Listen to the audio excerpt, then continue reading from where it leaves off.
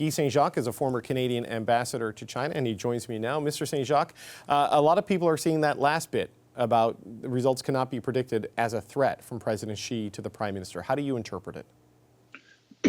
Well, I would agree that this was a veiled threat, and I find this whole episode very surprising because it's very rare that Xi Jinping would engage in this type of behavior.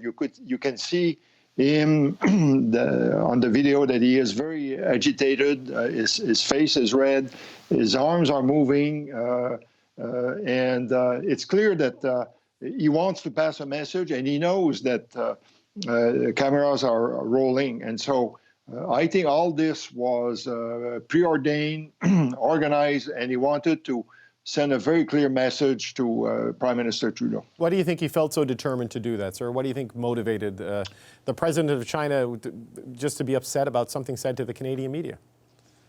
Well, that's a very good question, because I look today at the Renmin Ruba, the People's Daily that is published everywhere in China.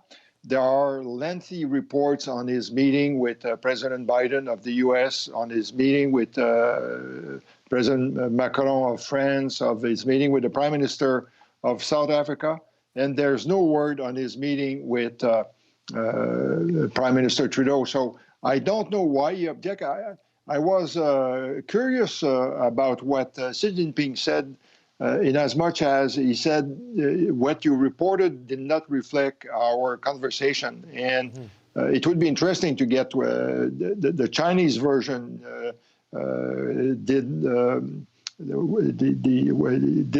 the press release issued by the Prime Minister's office really reflect everything to the that was discussed, or was it a bit different? It seems to be a mystery, but clearly Xi Jinping was upset.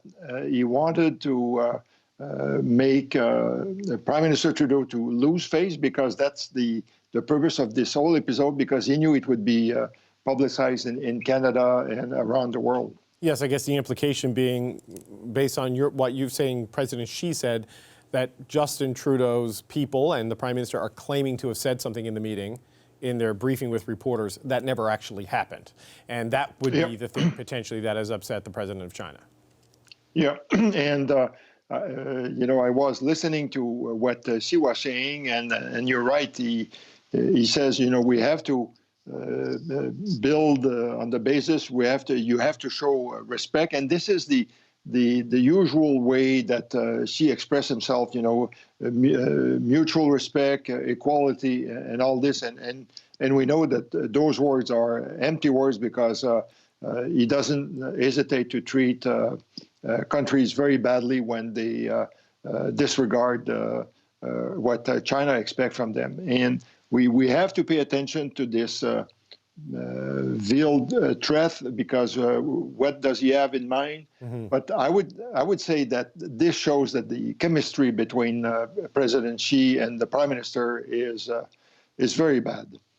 Does it tell us anything about how President Xi and China view Canada? I mean, you say the chemistry between the two leaders is obviously very bad, and given the situation with Michael Spavor and Michael Kovrig and the whole Meng Wanzhou controversy and crisis, obviously there's going to be tensions and bad feeling there, but what does this tell us about the way China views Canada right now?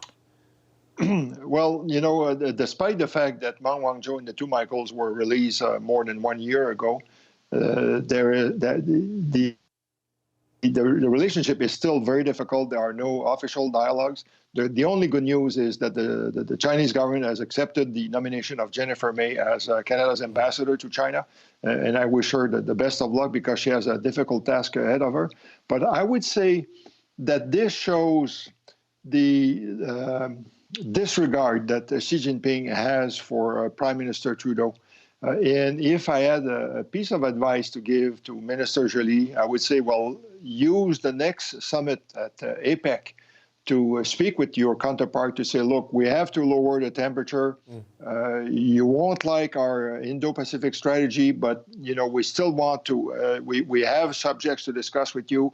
We can help you in some areas that will benefit both sides, and let's try to move this ahead. But I think that in the case of the Prime Minister and President Xi, it will be difficult to make progress.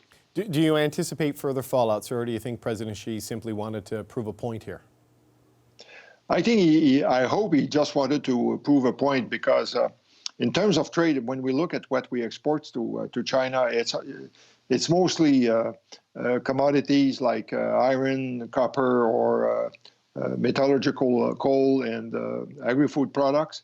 And China will always need these commodities, but still, this shows how difficult it will be for the government to implement its Indo-Pacific strategy when it comes to China, because China clearly is saying, well, we will decide when we want to engage with you. Right.